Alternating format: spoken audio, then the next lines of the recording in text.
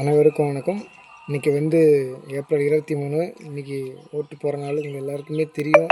தயவுசெய்து விஜய் சாருக்கு ஓட்டு போடுங்க. ஏன் விஜய் சாருக்கு ஓட்டு போடணும் உங்கள்கிட்ட இந்த கேள்வி இருக்கலாம். புது கட்சி தானே சொல்லிவிட்டு புது கட்சி பழ கட்சி யோசிக்காதீங்க. இத்தனை வருஷமாக Edappadi sir, Stalin sir, Edappadi sir, Stalin sir, Edappadi sir, Stalin sir, அப்படி அந்த 2 கட்சி மட்டும்தான் இருக்குது. சரி, ஒரு புது மாற்றம் வரட்டுமே. ஏன்னா நம்ம தலைவர்கிட்ட பணத்தை சம்பாதிக்கணும்னா ஒன்றும் அரசியல் வரல.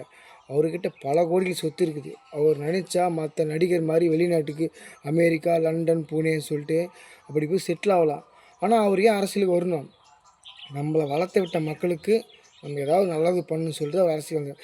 சத்தியமாக ஒரு நயா பைசா கூட எடுக்க மாட்டார் என் தலைவன்.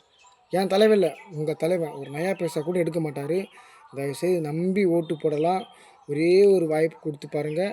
நன்றி, வணக்கம்.